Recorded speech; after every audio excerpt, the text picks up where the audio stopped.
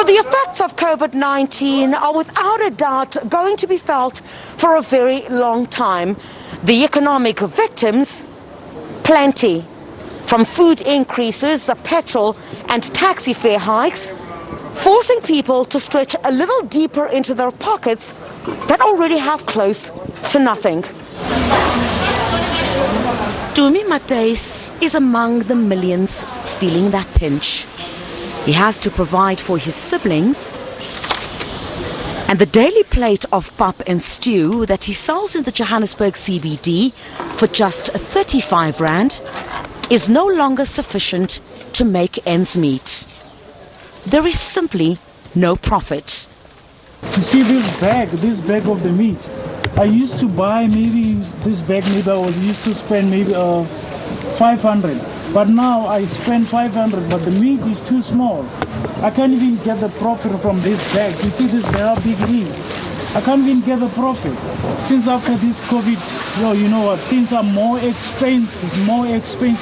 Or you buy in the grocery, but which means you take out your money from the pocket, but at the end you don't get even a cent. Even you see this 19 kg. I used to buy this 19 kg before maybe 2019. I used to spend maybe close to 280. But now I'm spending roughly maybe 390, which means it's a lot. And on top of that, I'm selling the food, but I don't get any profit. You see, which means it's a lose.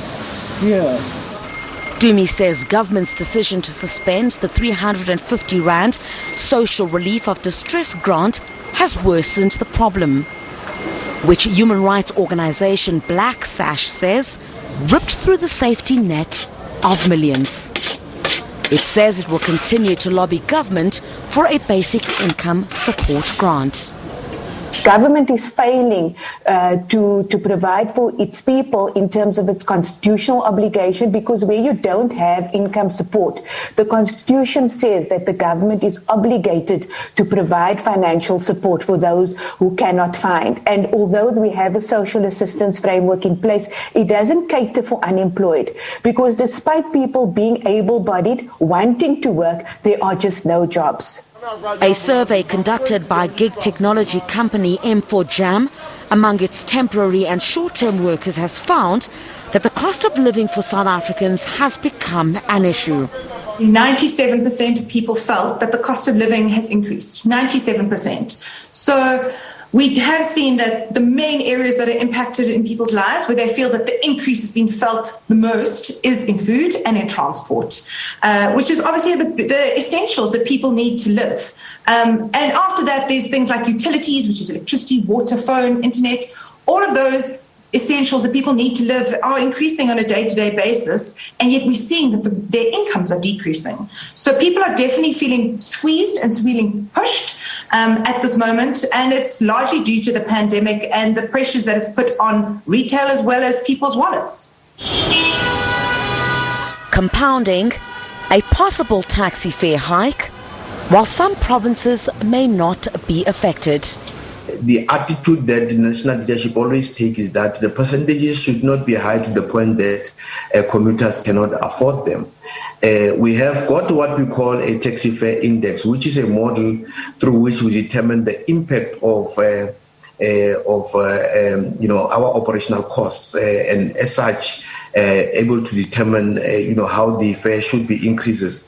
And this would look into taxi rank fees, that would look into installments, the subscription that operators pay, and all those costs then determine the average at which we are able to make such increases. But if you look at the past 3 years, you would realize that the average increase has really been between 15 and 25%. So I'm not saying that is going to be the case, but we will see when the leadership finally decides in June what these percentages would be.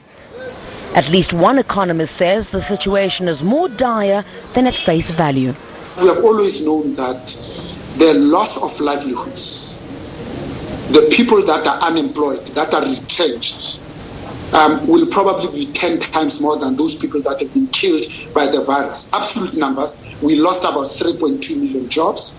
We've added about 80,000 jobs. I'm rounding off the figures. We then talk about creating another 80,000 job opportunities in 3 years. So net, we have actually lost 2.2 million jobs. You multiply that by 5 people that are dependent on a single breadwinner. Now you understand why 10 million people are unemployed. Meaning, there is no cushioning for people like Tumi, and hope is dwindling in the daily struggle to survive. Criselda Lewis, SABC News in Johannesburg.